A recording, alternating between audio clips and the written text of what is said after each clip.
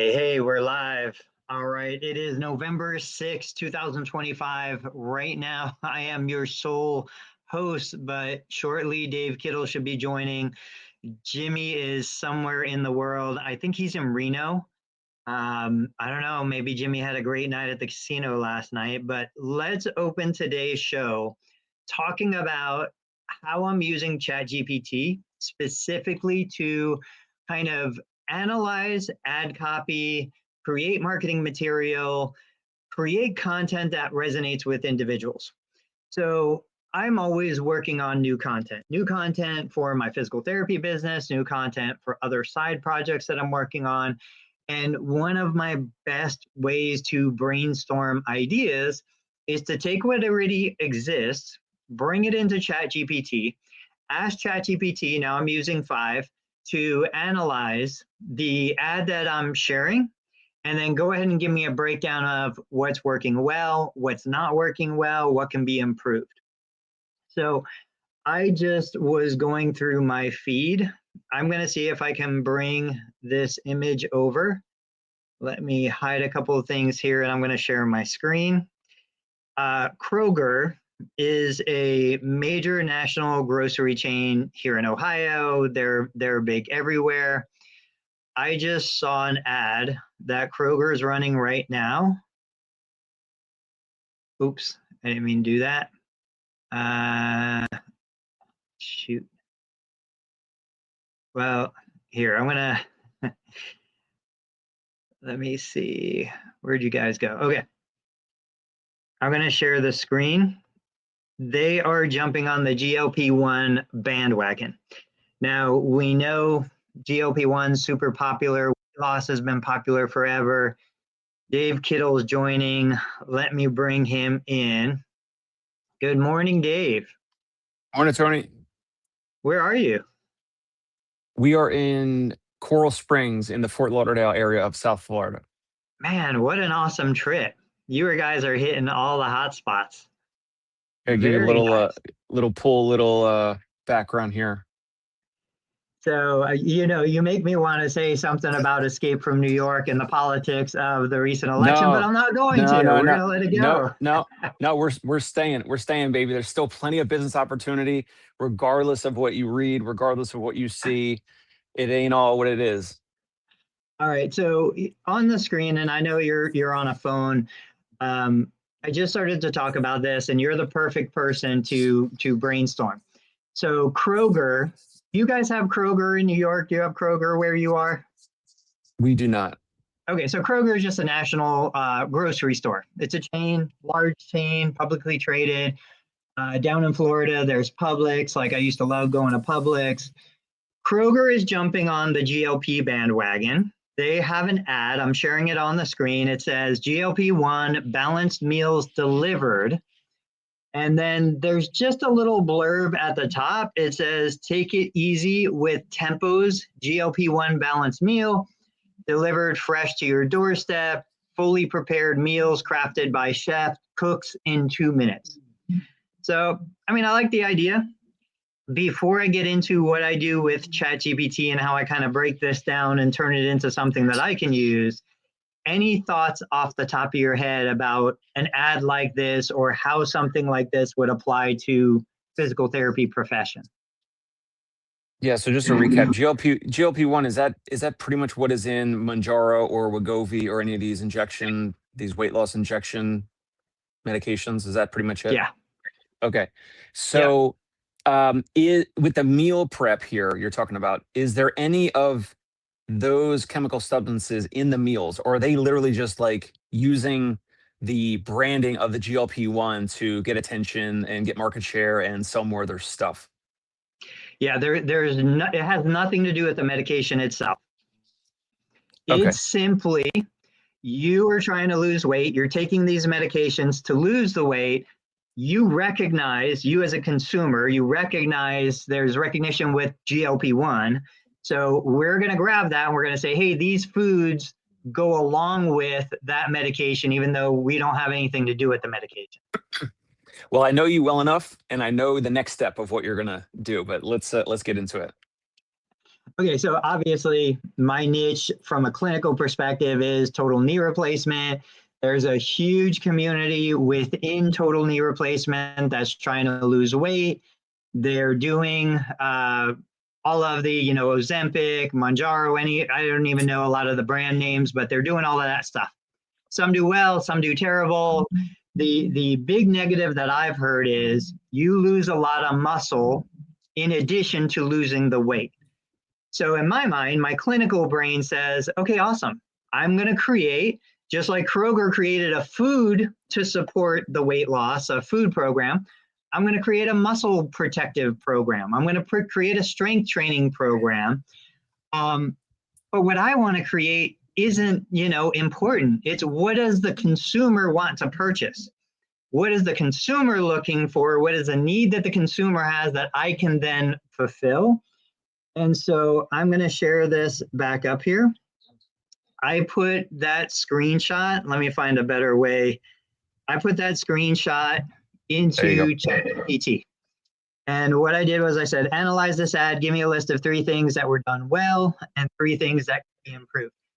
Anybody can do this right now with any ad. You look at an Athletico ad, you look at a personal training ad, you look at a Pilates studio ad, you can pull it in, take a screenshot, and just real quick, for those of you listening, not watching, 3 things done well, clear message and targeting. So it says the phrase GLP-1 balanced meal immediately connects with people using GLP-1 medications like Ozempic, Wegovy, Mounjaro. It says simple and clean visuals, the blue background, the white text, the neat meal photo, make it easy for the ad to be scanned and look professional. And then simple call to action. 60% off your first box is concise, high value, immediately gives a reason to click.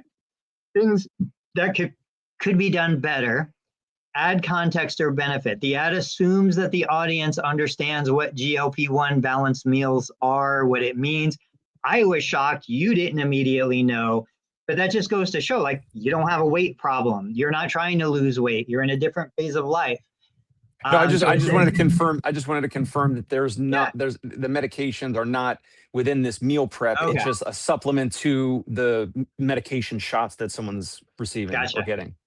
So it says, a short subline like protein-rich meals designed to complement your GLP-1 routine. It could help increase clarity. There's no human connection. There's no people. There's nothing to relate to. And then brand or trust signals. The Kroger logo is tiny. Quote, tempo by Home Chef. It's unfamiliar. Now, I think Home Chef is like an in-house Kroger brand. I'm not positive, but I think it's like Kirkland for Costco. I think it's just their like version of Blue Apron and stuff like that. So anyway, then I just said, hey, how do I use this to market to my community? There's a lot of people in total knee replacement who want to lose weight and they're taking this medication. I said, generate a Facebook post formatted for my total knee replacement audience. Before I read this, any feedback on what you see that ChatGPT saw? More about what Chat DMK saw. So, which is you got the GLP-1 experience, which is it active or passive? Is that routine? Is that approach? Is that, in your opinion, is that active or passive for weight loss? Passive. Passive. A meal plan or eating meals in general, eating any meal, including this GLP-1 meal approach, is that active or passive? I'm going to say eating a meal is active. And you can sit on your couch and eat it. I'm trying to corner you and you're trying to get out of it. So I mean, from my perspective, I'm genuine curious to what you're going to say. People who are, me included, like I've gained 20 pounds over the last few years. I mean, a ridiculous amount of weight relative to lifestyle and everything else that I work so hard on. And so when I look, every single meal is an active event for me. I'm thinking about what I'm putting in my mouth. I'm thinking about what I'm eating. I'm thinking about why I'm eating it. I'm thinking about, am I hungry? What am I looking for? Is it a dopamine release? Is it a serotonin release? Like every single, and I think we don't give credit where credit is due, I've honestly never met somebody who's trying to lose weight who isn't virtually obsessive. Most of them, I'm obsessive, and it's just not working. And they've tried all the stuff and they've done all the right things. And, we've got all that conversation to have in a separate post. But I really think every meal is active. It's an active event. The way you described it, I cannot disagree. So I would say that makes sense, and I agree with you that what in your head and what you're going through, that certainly sounds active. I just think most Americans that are getting the GLP-1 shot, that's passive. And when they sit and they eat and they're watching TV or they're just eating whatever because of other, psychological issues or emotional issues and past history and all this other stuff, stress, whatever it might be, poor sleep. I think most Americans are passive in terms of eating. So that's all I was going to say is like the GLP-1 shot is passive for weight loss. Eating for most people, I think is passive. And then if you're going to spin this and say GLP-1, muscle building, whatever, I think it's going to be a stretch. I think it's easier to do what I'm already doing with like stroke success program, Parkinson's breakthrough program, putting a wrapper around the things that we already do where the consumers are already wanting that for themselves or their spouse or their mother, father that have Parkinson's or stroke or MS or whatever. I would love to see how this goes in terms of testing it, marketing it, all that. But I can't imagine there being a great response to it because, in my opinion, it's passive shot, passive food eating. That person is going through a lot of passive stuff because of other issues that is not their fault typically, or it's a lot going on.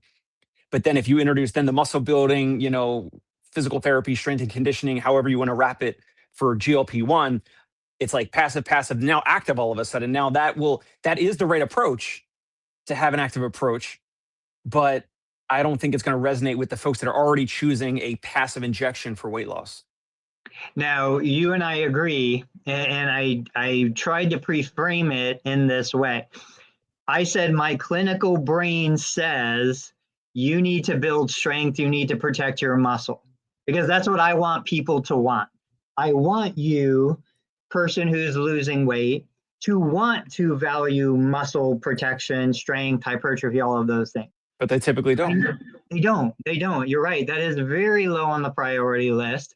And this is where I think we fall off of creating something effective. Now, I haven't looked at the ad that ChatGPT made for me. That's why I'm curious. We'll look at it together. If I try to approach this with my clinical brain, I would say, hey, you've got to protect muscle mass. And if you're not strong, even though you're skinny, you're not going to be healthy and you're going to lose function. They don't care. Most of the community does not care. Something that I do think is interesting, though, going in this direction is back to, I don't want to sell $250 physical therapy sessions to somebody who is driving a 1972 Datsun car. I don't want to, it's the wrong audience. Once I step into this GLP-1 world, now we're stepping into, they don't just, most of them pay out of pocket for this, $500 to $1,000 a month in a lot of cases.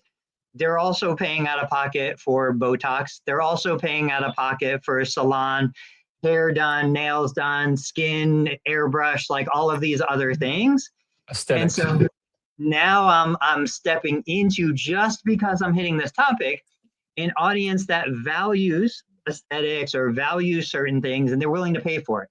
And they know that they're going to pay for it. And they know that it's going to be expensive when they pay for it. So I do think you immediately hit a new demographic, a new population when you go that direction.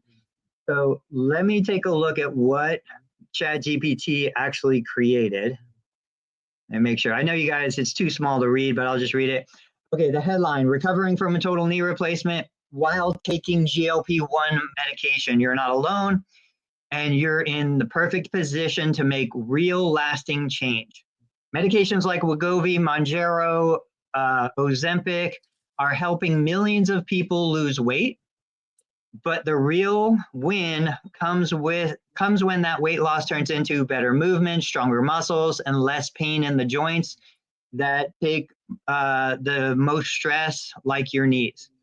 a physical therapist, as a physical therapist, I'm seeing patients every week who are combining a GLP-1 medication with post-surgical rehab program. Now that's true. Breaking the conversation, I am seeing at least 30% of my knee referrals are on a GLP-1 medication. Okay, go back into reading. Here's what we've learned. Weight loss reduces joint pressure and makes early rehab easier. Balanced nutrition keeps healing on track. Don't skip the protein. Consistent, gentle exercise. Notice it says consistent, gentle exercise helps your body burn fat and build muscle. No, it doesn't.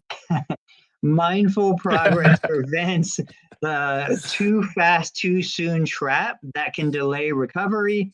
Whether you had your knee replaced 2 weeks ago or 2 years ago, this is the time to build strength safely. Losing weight helps not just the number on the scale, but also physical therapy changes the way your body moves and feels. We're almost done, guys. If you're using a GLP-1 and working toward better mobility after your knee replacement, I created a free guide that explains the top 5 PT exercises to maximize results while on GLP-1 medication. Comment GLP-1 below and I'll send it your way. Remember, the goal isn't to lose weight. The goal is to walk farther, climb easier, live pain-free. Let me know, are you using a GLP-1 medication right now? What changes have you noticed in your knees or your daily movement? Then it just says Anthony Maritato, Total Therapy Solutions, and that's it. What are your thoughts? I would love for you to consider posting that on your Facebook page, and do not make the PDF deliverable until someone reaches out and asks for it. I'll get ChatGPT to make the PDF. I should be able to just do a quick video to go along with the PDF. Like I'll verbally say the top 5. I'll type out the top 5. GPT has been making some amazing scripts for me. I never used to use a script until I started doing it like this, but absolutely, I'll put it out there. I'll see what the response is, and then we'll come back in a week or 2 and we'll share it. I'll even put paid ad dollars behind it just to see where it goes. Okay. All right. What else you got? I know you're on vacation. I don't want to do a full hour. 30 minutes is plenty. Let's hit one more topic. I have a question. So you shared one of my Instagram posts recently. Yeah. I really appreciate that, the feedback on it. Can we describe for the audience what that post was and what compelled you to then share? I think you shared 2 recently, but the one where I was running and then I squatted down, I knelt down and I was showing my knee about, knee pain around the kneecap. And you said something like that was like your favorite video of mine so far. So I love that. I love the feedback. Thank you. And what resonated with you? Because because you know your audience very well, and you know the end user very well. That's on the other side of all these smartphones across the country, especially in Ohio, but definitely everywhere in the world. So what resonated with you, and how can the audience learn why that was so? Why it caught your eye? Why it was interesting? What about it? So we'll hit them both, because while I like and appreciate both of them, the running one absolutely resonated with me. The manual therapy one absolutely did not resonate with me. No surprise there. But I don't know if you saw the comment, it 100% resonated with another therapist. So, Yes. Okay, so the running one. I think the thing that stood out to me, one, obviously I know you, there's facial recognition, but it was a good video. The sound was good. The composition of the video was well done. Me as a 50-year-old runner, I could relate to the scene that I'm watching. And then you in real time getting down, pointing, like showing me all of this stuff on camera. I just thought it was a great job.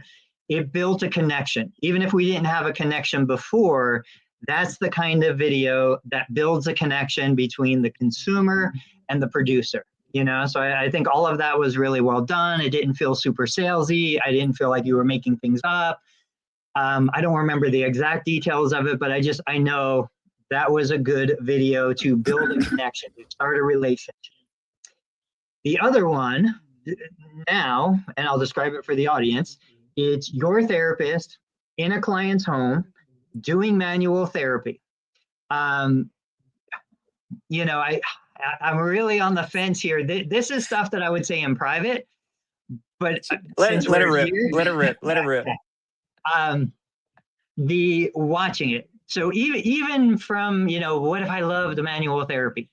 Just watching it, I'm like, he just seems very tentative. The way he was touching the client just seems very tentative, kind of uncomfortable, a little bit shy. He wasn't, in my opinion, from an outside person looking in, it didn't feel like he was like deep in there, committed, really engaged. It just was kind of gentle. And I could see people who, want that kind of deep pressure and the real connection. They were like, this is a waste of time. What is he doing? Like, okay. The good parts though, the thing that stands out And to me, I can see exactly what you're talking about. And I see it. and I think he is a newer therapist. He's not doing a ton of video. I go back to my early videos. I was way worse than him. He's way ahead of me. So, I totally get it.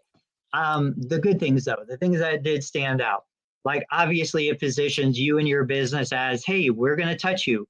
We're going to work on you. We're manual therapy based.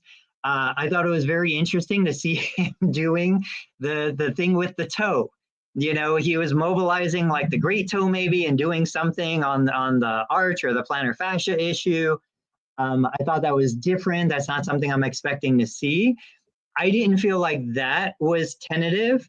Whereas like working on the glute med or whatever he was doing, that I just felt was too gentle. He needed to be more Yeah. aggressive. Yes. The fact that it was a pregnant woman laying there, I think is huge. That's a target demographic. I think that's awesome. There were absolutely great things. Now, the therapist who commented, her specific words were something along the lines of, I'm paraphrasing, none of this telehealth bullshit, hands-on therapy. Okay, she's been a huge anti-telehealth therapist. She believes that most telehealth is fraudulent and a waste of money and a waste of time. That's fine. Like that's her position. She's been a therapist, maybe an OT for a long time. She's gone to therapy. She's expressed her opinions. I believe there's huge value in telehealth, but yeah, both of them. Now, why did I share them? I share them for two reasons. One, I want other therapists to see what you're doing, what therapists are doing. Two, any view is going to be a good view, especially when you're trying to grow your audience. So I have a hunch that, sharing it even to our community of other therapists, they're going to watch just out of curiosity and just to, see what somebody is doing, even though they're not your target demographic. It's still going to help drive views and engagement. What are your thoughts? Yeah, so a couple things just to back up and support my therapist, of course, Meta. That video was the first video where I was recording while he's treating a patient. So that was the first time ever, and it's like I recorded all these different clips. I actually recorded on my iPad a separate view of like 40 or 50 minutes just straight. So like that I could upload to maybe YouTube in the future. That's another episode. I had a bunch of these clips and I was like, you know what? I know it's not perfect. I know. Come on, I have enough awareness. I understand it's not perfect, but I'm like, I need to get it out there. And that's why I did the voiceover. So it's my voice over because when they were talking, like I still need to work on getting lapel mics and all that, which is the next step. So the audio between the therapist and the client, you could hear it, but it was like it wasn't great. So I'm like, all right, you know what? I'm gonna get the exact script, like the caption and the description of the post. I read it as the voiceover, and then that was the same text in the post. So I was like, I'm gonna put my voice over it because I think that'll be better. And then of course the captions, because if someone watches the video and it's silent and the audio is off, they could still see the captions of it to draw more people in and all that. So to Porus's credit, that was the first video of his boss, another physical therapist, recording a video of him, which was he's never done it ever before in his life, right? So, like you said, it's going to be better. It's going to take more reps. I did that because I'm like, I don't want all the videos to be me. I don't want to treat patients. I can't. I'm Right. super busy. I want my therapist to get busy. So I want other people, whether it's referral sources, whether it's colleagues, whether it's future therapists that are looking around when they're potentially applying to us and they can see our social media footprint, that plus potentially attracting potential new patients and clients and leads and all that. So in a nutshell, I was like, I already have all these clips. Let me just mash them together. We have other clips with him and her where it's a seated position and they're doing other stretches and other things. So I was just like, let's just get it out there. I know it's all going to get better in the future, whether it's better audio, better angles, better lighting, um, more confidence with whatever the treatment is that they're delivering. And that's the thing. Everybody needs reps, everybody needs reps. And shout out to him for being willing to let you do it. I've got therapists out there behind this door right now who will not let me record them. So you are ahead of me in that capacity. The other thing for people watching, is understanding I don't have the classifications of like top of funnel, bottom of funnel, and like all of these things laid out real well. But this kind of content, it's not a hard sell. It's one of those things where viewers are swiping, they pause for a second, maybe 3 seconds. They're like, oh, cool, she's pregnant and this person's doing that. They're not thinking that much about it. We're overanalyzing it.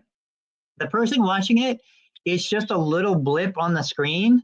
And then maybe they see a second one and a third one. Then maybe they see a paid ad and they're like, there's a connection here that resonates with them. The best people that I know in this world, like the marketing and ads and media, they all say the same thing. They're like, look, the organic content is the library that's out there. You run the paid ads just reminds them that they saw something organic. The organic is just to give them exposure to the idea that there's a service that does this. And then they'll come in and then that's when they'll start to investigate when they're ready to buy, And so I just think don't stress out. I'm not telling you, I'm telling people watching, don't stress out. Just start recording. Even if it's a 10-second clip, a 5-second clip, like some of my best clips are 15 seconds or less. I also have minute-long clips that do really well. You never know what's going to hit the algorithm at the right time for the right person. And again, could be photos, So what I would tell Dave is I would say that really could have been 2 separate clips. Didn't have to be 1 clip. You could cut that into 2 at least, maybe even 3. You could grab stills. So I would grab single frames out of that. I would put those stills up as photo posts, keep the video posts up there, see what's doing better. And then for the photos, well, for everything, but also for the photos, what I do is I take the still frame, I put it into ChatGPT, I give it a little context about what's there, and I ask it to generate a post. And then I share that on both my Facebook and Instagram. I use the Media Business Suite to do that. I just shared a video explaining the workflow, but one piece of content like that could turn into 5 to 10 posts easily for you. Well, also, really quick, I wanted to ask you, it seems like there's a lot of practices across the country where they are doing some of like the TikTok style videos, but on Instagram where it's the therapist doing something, voicing, whatever, but like it's some TikTok or Instagram audio that's like from a movie or a TV show or some meme or whatever. It's from a talk show, whatever it is. I get it because it probably is just makes it super easy to do like a TikTok type thing, like, oh, someone else did it and like we can just recreate it. And it's that audio, we act it out, but it's someone else's audio on top of that. And yeah, I guess it helps in terms of volume of total content. But my intention, my thought is like, wouldn't it be better for my practices, reels and videos and all that to either be my therapist audio, them speaking, or me speaking? That's why I did the voiceover with Porus's video. Do you know what I'm saying? Like, if you're Yeah. gonna do content, doesn't it make sense to do it all the way and like your own, like 100% yourself. So like it's you're depicting your therapist or your clients or yourself or your audio or something like that. But as opposed to, like, I get it, volume of content, you got to use some of the other stuff that's out there, some of the other little voice clips or whatever. Do you know what I'm talking about? Yeah, I don't do a lot of the memes. I don't do a lot of the TikTok dances. I don't do the challenges, the movement challenges and things like that. I think there was a time where you would use a technique like that to grow the audience. I will say, I think that there is a social proof element of having 100,000 plus followers. I think there is benefit to that. And using a strategy like that back in the day might have gotten you there quicker, but today I just see no value. There's people that are going to do it a billion times better than you. They're funnier than you. They're better looking than you. They're younger than you. Leave that to them. I would focus, and we would focus on kind of this in between where we're showing real patient engagement, we're sharing information, educational content that's entertaining as opposed to entertaining content to try and grow the following. And that's where we go back to, like, I haven't posted on LinkedIn for weeks now. But even though the LinkedIn audience is so tiny, the value of a LinkedIn connection is so much higher than the value of a Facebook business page connection, even though my Facebook business page is growing and much, much larger than LinkedIn. So it just comes back to, what's the intent? What is the goal? If you're going to make a channel that's a meme channel, there's Instagram 2 million follower meme channels that make plenty of money. Okay, go do it. But I think for most of us, that's not where we want to be. Makes sense. So let me ask you this. This will be the last segment. I shared the video or the screenshot of the Hims ad where it was pay for 6 months up front. Again, I think it was the GLP-1. I'll see if I can pull it up. I've got thoughts about why that's an effective strategy. What are you thinking, if you thought about that at all? Yeah, so awesome share. Thank you for sharing that. And so for someone that's looking to do, again, one of these weight loss shots or drugs or whatever, um, paying for 6 months up front, maybe some people look at it as like, oh, so like maybe there's like a volume-based discount, right? But really, I think deep down, or the bigger percentage of it is like, that's filtering in people who are going to be serious, that are going to do it for a longer period of time. And in 6 months, like, it'll, whatever the research is on it, like in 3 to 4 to 6 months or whatever, is when you'll see a lot more of the weight loss. And I think a lot of people that are on the shot are probably historically or even currently not sold or not happy with the first like 30 or 60 days or 90 days of being on this shot, right? So it's kind of like, it probably builds in the timeline of when you're going to see results. And also, if someone pays for 6 months up front, they're going to be, believe it or not, Tony, they're going to be even more considerate about other things. Maybe they're going to weigh themselves more often. Maybe they're going to watch what they eat a little bit more. Maybe they're going to walk a little bit more, because they're like, oh, I'm already committed for this 6 month thing. So I might as well be a little bit better with all my other decisions and behaviors and all that. So, but paying for 6 months up front makes a ton of sense. I think the root part of this is that there's not a big difference in weight loss between the first maybe 30, 60, 90, whatever days in.